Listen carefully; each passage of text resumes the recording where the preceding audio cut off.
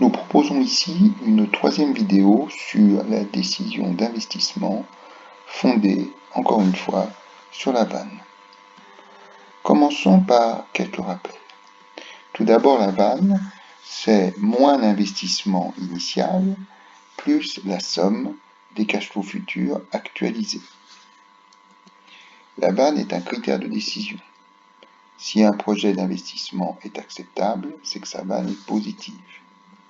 Et entre deux projets, on retient celui qui a la vanne, positive bien sûr, la plus élevée. Ce qui est important lorsque l'on cherche à résoudre un cas de décision d'investissement, c'est d'avoir une analyse très structurée qui permet de ne rien oublier. Dans ce contexte, nous rappelons dans chaque vidéo le plan que nous suivons, toujours le même, en trois parties.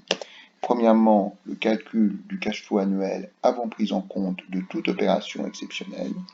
Le cash flow étant le résultat net plus les dotations aux amortissements, moins le cas échéant les investissements, en l'absence de toute variation du BFR.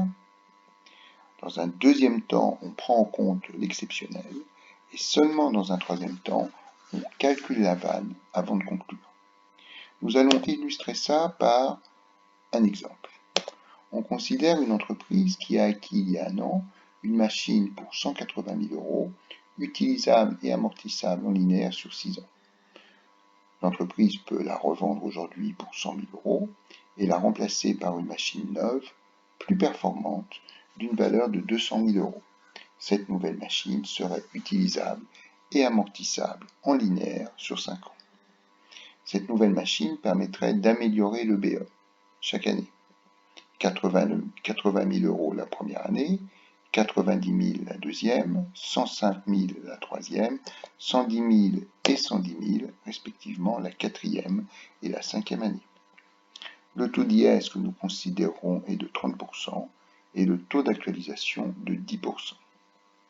La question est, recommandez-vous le remplacement immédiat de l'ancienne machine par la nouvelle?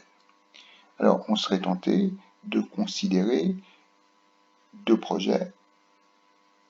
Le premier correspondant à l'ancienne machine et le deuxième à la nouvelle machine. Le seul problème, c'est qu'on ne connaît pas le BE généré par chacune des deux machines. La seule chose que l'on connaît, c'est de combien augmente le BE si l'on change de machine. Donc il n'est pas possible de calculer la vanne de chacune des deux machines. Il convient donc d'étudier plutôt l'opportunité de la mise en œuvre d'un projet global qui consiste à remplacer immédiatement l'ancienne machine, celle qui a été achetée il y a un an, par la nouvelle machine.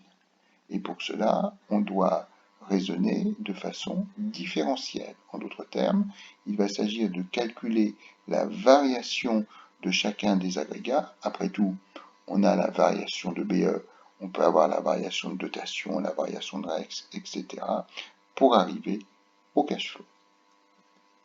Alors, avant de se lancer dans le détail du calcul du cash flow, on a besoin au préalable de savoir de combien les dotations aux amortissements vont augmenter si l'on change de machine. Rappelons que la valeur brute de l'ancienne machine est de 180 000 euros et que celle de la nouvelle machine est de 200 000 euros. La durée d'amortissement est de 6 ans pour l'ancienne machine et de 5 ans pour la nouvelle. Par conséquent, chaque année, la dotation aux amortissements est de 180 000 divisé par 6 égale 30 000 euros pour l'ancienne machine, contre 200 000 divisé par 5 égale 40 000 euros pour la nouvelle. Il s'ensuit une augmentation annuelle de la dotation aux amortissements de 10 000. 40 000 moins 30 000. Une fois que nous avons ça, nous pouvons calculer les cash flows annuels avant prise en compte de tout exceptionnel. Nous avons 5 années, nous avons les variations de BE de chaque année, 80 000 la première année, 90 000 la deuxième, 105 000 la troisième, 110 000 la quatrième et la cinquième année. Nous savons que nous avons une augmentation des dotations de 10K euros si nous remplaçons l'ancienne par la nouvelle machine. Comme habituellement, nous prenons le BE moins les dotations pour avoir le REX, puisque nous raisonnons ici de façon différentielle, nous allons prendre la variation de BE moins la variation de dotation qui va nous donner la variation de REX. 80 moins 10 égale 70, 90 moins 10 égale 80, 105 moins 10 égale 95, et les deux dernières années, avec 110 de BE et 10 de dotation de façon différentielle, eh bien, nous avons 100 de variation de REX. Cette variation de REX est imposée, ce qui nous donne une variation d'IS, et nous savons que nous devons prendre un taux d'IS de 30%. Donc 30% de 70 nous fait 21, 30% de 80 nous fait 24, 30% de 95 nous donne 28,5 et bien évidemment 30% de 100 les deux dernières années nous donne 30. Nous avons ainsi, en prenant la variation de REX moins la variation d'IS, la variation de résultat net, opérationnel bien sûr. Donc nous avons la première année 70 moins 21 égale 49, puis 80 moins 24 égale 56, 95 moins 28,5 égale 66,5, et les deux dernières années 100 moins 30 égale 70. Pour passer du résultat net au cash flow, ou de la variation de résultat net au cash flow, il faut réintégrer la variation de dotation, c'est-à-dire la ligne en bleu, et l'on obtient ainsi le cash flow correspondant au projet global de remplacement de l'ancienne machine par la nouvelle, ce qui nous donne la première année 49 plus 10 égale 59, puis 56 plus 10 égale 66, plus 66,5 plus 10 égale 76,5, et bien évidemment les deux dernières années, 70 plus 10 égale 80. Une fois que nous en avons terminé avec les cash flows avant exceptionnels, nous prenons en compte l'exceptionnel. Alors l'exceptionnel, c'est évidemment la revente de l'ancienne machine. Nous allons mener la démarche habituelle pour traiter l'exceptionnel, c'est-à-dire que nous commençons par nous demander quelle est la valeur nette comptable de l'ancienne machine le jour où elle serait revendue, c'est-à-dire aujourd'hui. Rappelons que l'ancienne machine a été achetée pour 180 000 il y a un an, que nous avons donc, pour avoir sa VNC aujourd'hui, une année de dotation aux amortissements à déduire, et nous rappelons, nous l'avons déjà dit en page précédente, que la valeur brute était de 180 000, on amortit sur 6 ans, ça nous fait 30 000 euros d'amortissement chaque année. Et donc, si on a une année d'amortissement, la VNC est ramenée de 180 à 150 euros. Alors, si nous revendons l'ancienne machine pour 100 000 euros, alors qu'elle est inscrite dans les comptes en VNC pour 150 000, ça veut dire qu'on dégage une moins-value de 50 000. Cette moins-value permet à l'entreprise de bénéficier d'une économie d'impôt en partant bien évidemment de l'hypothèse selon laquelle, par ailleurs, l'entreprise est bénéficiaire. Avec un taux d'IS de 30%, comme indiqué dans l'énoncé, eh bien 30% x 50, ça nous fait une économie d'impôt de 15. Une fois que nous avons l'exceptionnel, nous pouvons passer au calcul de la vanne et à la conclusion. Alors, nous avons ici souhaité rappeler d'une part les cash flows annuels avant exceptionnels qui ont été calculés dans la première partie.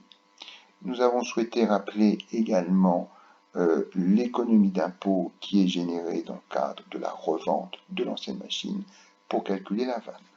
Alors la vanne, c'est la somme des cash flows actualisés dans l'ordre chronologique. Commençons par aujourd'hui, et aujourd'hui on n'actualise pas. Aujourd'hui, on achète une nouvelle machine pour 200 000, les calculs sont en cas euros, donc on dit moins 200, puisque c'est un flux de trésorerie sortant, c'est une dépense. En même temps, aujourd'hui, on revend l'ancienne machine, on la revend 100 000, c'est donc de l'argent qui entre, c'est donc un cash flow positif, et par ailleurs, grâce à la moins-value qui est générée lors de la revente aujourd'hui de l'ancienne machine, eh bien, on a une économie d'impôt de 15 qui s'ajoute en termes de flux de trésorerie positif au montant de la revente de l'ancienne machine de 100. Et à cela, on ajoute tous les cash flows futurs qui sont notés ici, hors prise en compte de l'exceptionnel, l'exceptionnel étant comptabilisé aujourd'hui. Et donc, si nous avons 59 la première année, on actualise en divisant par 1 plus 10% le taux d'actualisation puissance 1, donc la deuxième année 66 sur 1 plus 10% au carré, et la dernière année, le 80, est divisé par 1 plus 10% puissance 5. La somme algébrique de tous ces montants nous donne 184 972 euros. C'est un montant positif. Par conséquent, le projet étudié, qui est un projet de remplacement immédiat de l'ancienne machine par la nouvelle, est acceptable. Vous pouvez retrouver tout cela dans un polycopier qui reprend dans le détail tous les calculs sur notre site, dont l'adresse est notée ici, et il convient pour récupérer ce poly d'aller à la rubrique Introduction à la finance d'entreprise. Dans cette rubrique, juste en dessous du polycopier, on trouvera le modèle Excel sous-jacent à tous les calculs qui ont été présentés à l'instant. Et pour s'entraîner sur de nouvelles hypothèses numériques, comme toujours, il suffit de modifier les données saisies en bleu.